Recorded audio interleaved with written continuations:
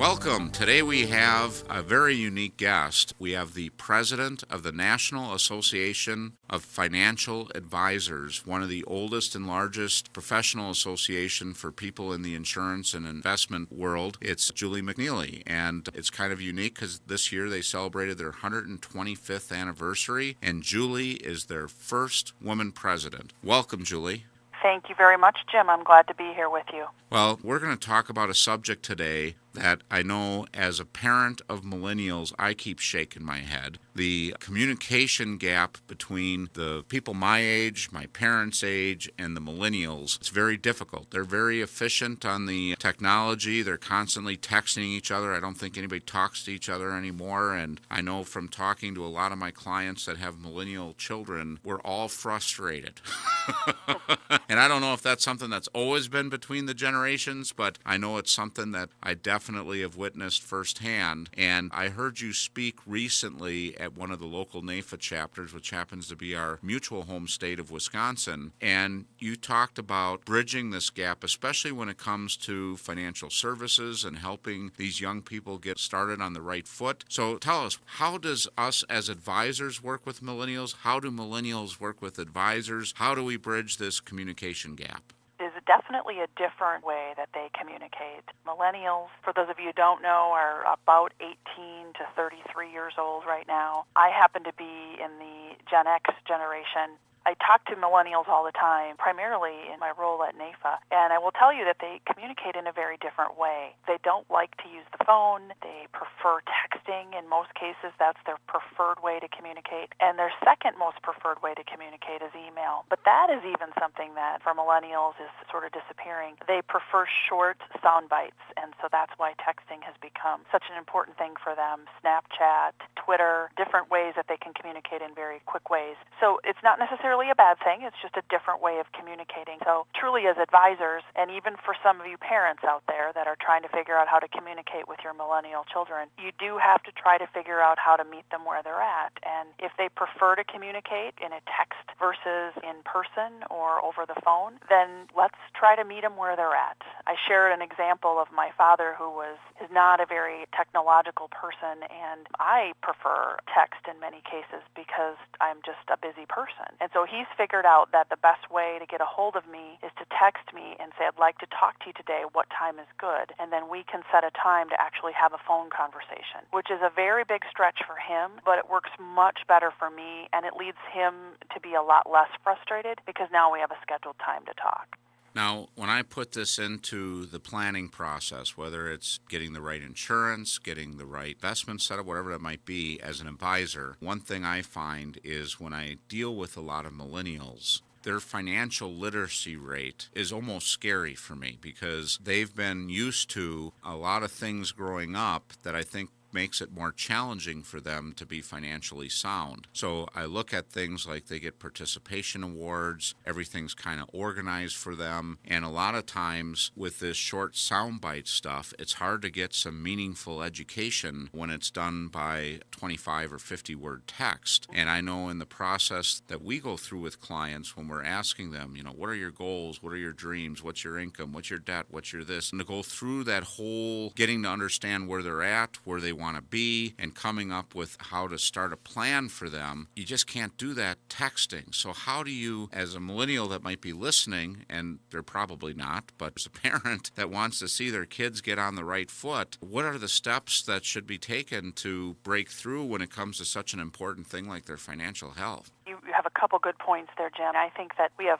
far less being taught on financial literacy than we have ever had before, and I think we can play a part in that process to change that. A lot of little millennials learn or observe from their parents or from other people how to handle their finances, and a lot of times parents don't share a lot about their finances, so millennials tend to be a little bit in the dark sometimes. So my suggestion, if you're a millennial listening to this, or if you are a parent of a millennial listening to this program, my suggestion is to have them meet with your financial advisor. I want to give you an example. I had a young man who's a son of one of my clients call me up and said, Julie, I got my first real job. Like one, I'm really going to make money and not be a volunteer or make part-time income. And he was so excited, and he said, I'm wondering if you would have some time to just sit down with me and talk through my goals. And I was thrilled to have a conversation with him because he got this great job, and now he was going to have money that he hadn't ever had before. And he really didn't know where to start. So we sat down, we talked about him taking control of his finances. We talked about setting some goals and building a plan to go after them.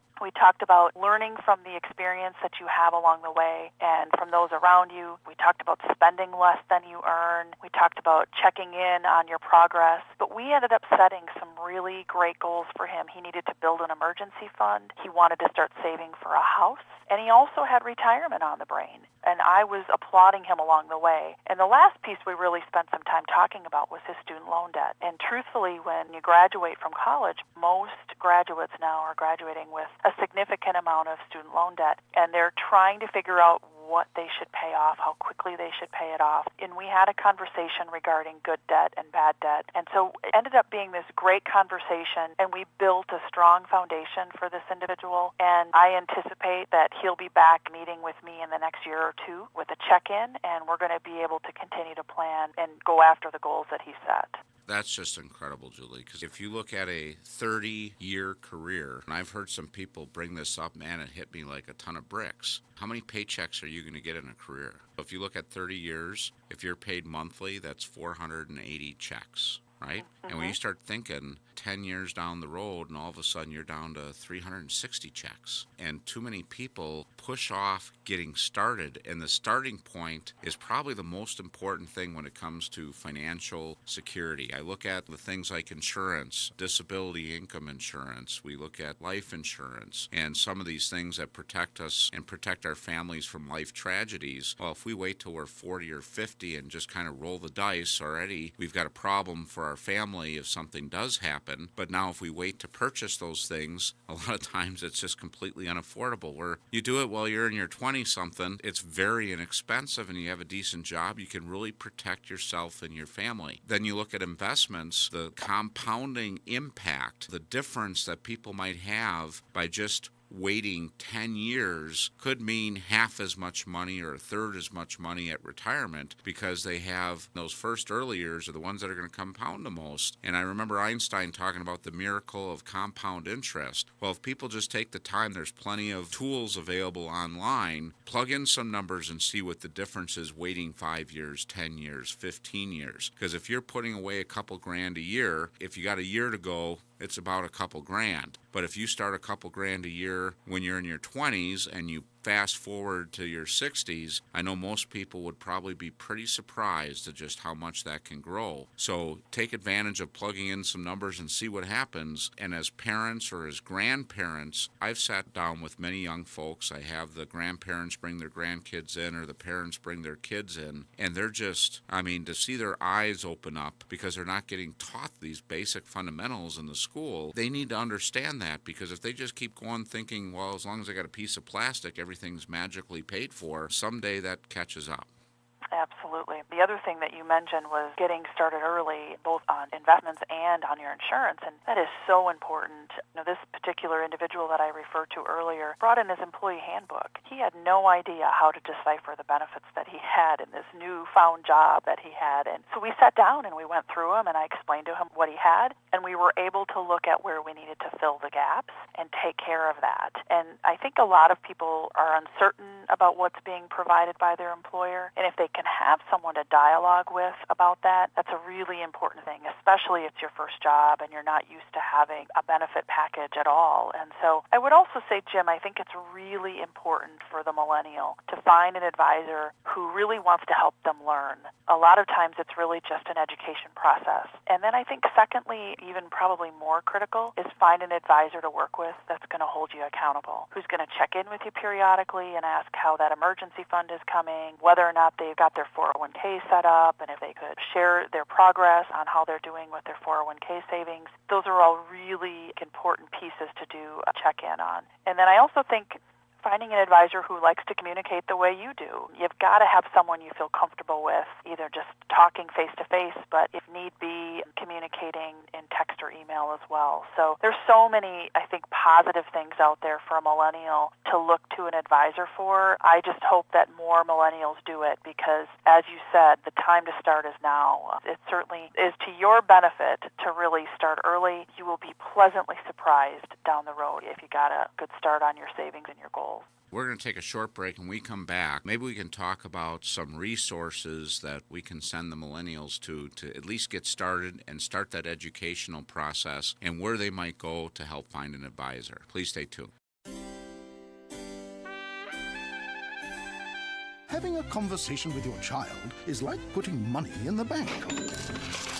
For example, every time you ask your child, "So, how was your day?" you've just added to your conversation trust account. And when you say to your child, "Good job, son," you get double deposits. And the more you ask, the more you put away. And it's good advice to... excuse me. And it's good advice to have... Stop that! And it's good advice to have little chats with your child as often as you can. Thank you. Because someday, when they're teenagers, it may pay off big dividends. Dad, can I ask you something? Give your family everything. Give them your time. Thanks, Dad. I think you're right. Welcome back as we continue to visit with Juli McNeely, first woman president of the 125-year-old National Association of Insurance and Financial Advisors, the largest professional organization that consists of insurance and financial advisors in the United States, and really appreciate her service and today finding time to even visit with us about some of the issues that I know NAIFA's worked real hard on to help young advisors in the business, as well as creating tools that might help the millennials better understand the important financial tools that are available to get them started on the right foot. Now, I know there's a nonprofit organization that NAIFA has helped fund and started called lifehappens.org, and I know they've got a lot of great tools on there for consumers. It's not just for millennials, but I think it's a great tool for millennials because they've got a lot of videos on there. They've got interactive tools that can really help somebody who might not know anything about different types of insurance and how they work and why they're important as a great resource to get started. What do you think, Julie? I completely agree, Jim. What I think Life Happens does is it really gives you real people. And for a lot of individuals, myself included, I prefer to see real people that I'm interacting with or understanding the process that they went through. And so Life Happens gives you, I think, that opportunity to see it live and in action. So it's a great resource to go and get educated. And like you said, it's pretty interactive. It's got great video clips. And I think some really great tools to help you sort of pick up on what you need to know about your financial health. And then you mentioned, for finding an advisor, if you're a millennial that's texting all the time, you can't just text, "Who's an advisor out there? Help me." And how do you get the right advisor? I think a great starting point is what you mentioned earlier. Go to your parents, see what their experience has been. That could be a great starting point. And I know a lot of firms like your firm, my firm, it's not as much of the single practitioner. A lot of times people are teaming together, and I see a lot of firms where they might be working with a senior advisor. The parents might be working with somebody, but they could connect them with somebody in the firm that's younger that they could relate with better. But that doesn't mean you can't relate well with one of us old folks either. But it's a great starting point to at least get steered in the right direction.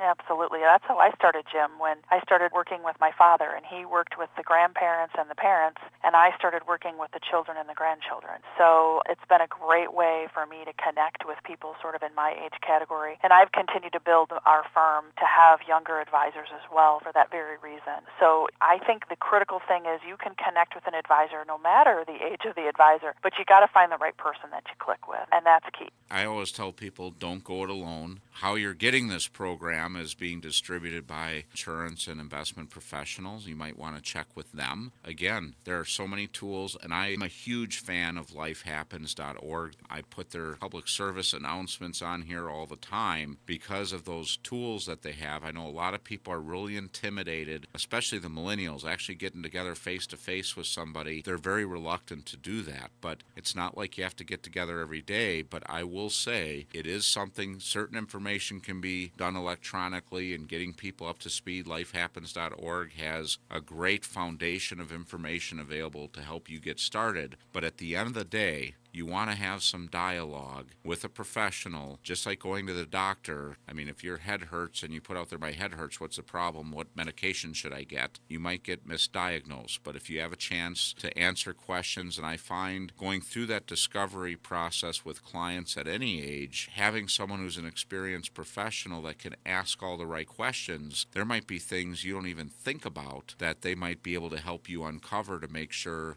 that you have a well thought out plan that is customized and matches your circumstances, your ability to sleep at night, and help you realize what your goals are in the future. And I know a lot of the millennials, they're not thinking about retirement, but if there's any final words you could say, what words of encouragement would you get somebody who thinks it's too early to start, I'm young, I don't need to worry about that stuff yet? Well, it's never too early to start, Jim. We know that. I've worked with people that have started very late, and I will tell you they never say, I'm really glad I waited. So I think millennials, there's a couple things they need to be aware of. It's going to take a lot of money to retire as a millennial because you've got a long time yet before you're going to get there. But we also know that things are going to get more expensive. And why not spread it out over all of your working years instead of letting it wait till the very last minute when you're having to plow significant sums away to get to that retirement. I also think that you should look at your grandparents and your parents and definitely see how they're enjoying their retirement. And there's a reason why they're enjoying it. That's because they started to save very early in most cases. So I think that the earlier you start, the better. An advisor is the person that can help you get that process started, and you will not regret it when you get to that retirement age. And you can then do what you've always dreamed of doing in retirement, whether that's travel, open up another side business, volunteer your time, whatever it is you've decided that your retirement's going to look like. So the sooner you start, the better. I appreciate you taking time, Julie. I know you've got an extremely busy schedule, but this is impactful for those of you listening. Hopefully we had some millennials listen the whole way through. But for those of you that are parents and grandparents, sit your millennials down, have them listen to this, get them started. We got to help these kids out. And the things that are being taught in the schools today fall way short when it comes to financial security and well-being. So thanks again, Julie. Thank you, Jim. Thanks for joining us this week, and tune in again next week as we explore another phase of the real wealth process. And remember, if anything you heard in today's show you'd like to get more information about, contact your Real Wealth advisor. Also, if you feel that any of this information will be helpful to a friend or family member, just click the Forward to a Friend button.